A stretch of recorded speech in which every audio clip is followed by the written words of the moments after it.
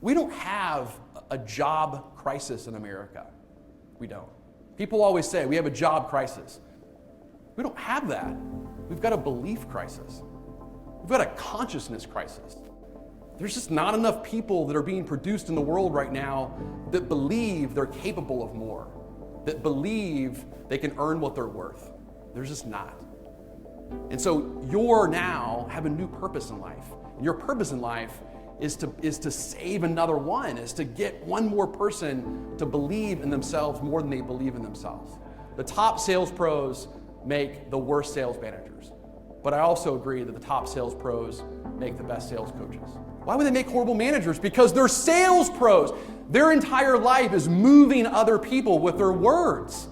Their entire philosophy in life is run towards the roar, is run towards conflict. And if their customer doesn't see it their way, they challenge it, get them to see things differently. They change perspective for a living, and they're paid for what they're worth. And then we take those awesome sales pros and we sit them in an office and we say, hey, now your job is to approve paperwork and manage contracts. That makes no sense. And we wonder why they fail. Of course they're gonna fail. It's completely opposite of what we need them to do. Your salespeople don't need another buddy. They don't need another Facebook friend. They've got plenty of Facebook friends. They need a leader. They need someone who's going to pour into them, see more than they see in themselves, and lead them to a place they wouldn't go on their own. They need a coach. They don't need a fake friend. And I think so often, I don't know why it is, but we've been taught by other programming that the first thing you need to do is get them to like you. You actually don't need to get them to like you. You need to get them to respect you. And if you get them to respect you first, the liking will come from it. And I feel like the best coaching relationships I've ever been a part of are ones that focused on mutual purpose and mutual respect. And then the friendship kind of came from it. The likability factor came from it. So last week's sales, however many sales you and your company made in the last 7 days, just your division, your group that you're responsible for. So write that number down. However many that was, write that number down.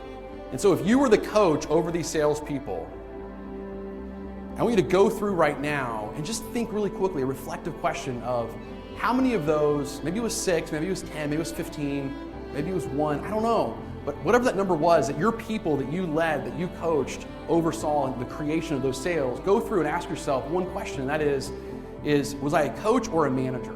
And the way that you know that is if you can go through and say, wow, you know what, the Joneses, yep, I know why they bought this product. I know if they didn't buy this product, here was what their plan B was. I know what their dissatisfaction was and what drove them to purchase this. I know what who their competitors were and why they chose us. I know what the price gap difference was between us and their competition. I know what their current situation, their current car, their current home, their current financial advisor, their current accountant, whatever it was. I know what was working for them and what wasn't working for them. Why? Because I was in there.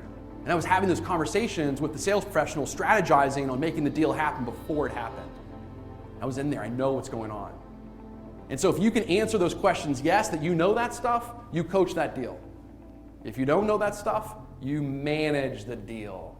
And I can replace that for 50 grand or less a year. What we see in Jason specifically is the leadership that he provides to teams. It's someone you can look up to very easily. It's someone that really energizes a room, and that can contribute really quickly to results on a short term with any team, right? Jason's basically giving you a winning lottery ticket. You just have to be willing to walk to the store and cash it in.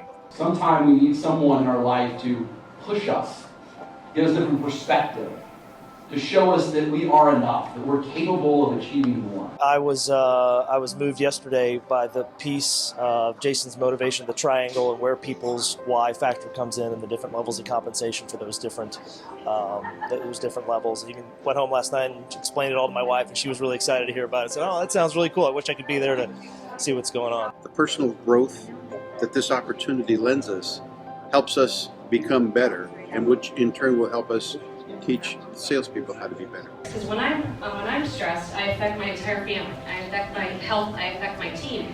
And right now, I am not focused on my team.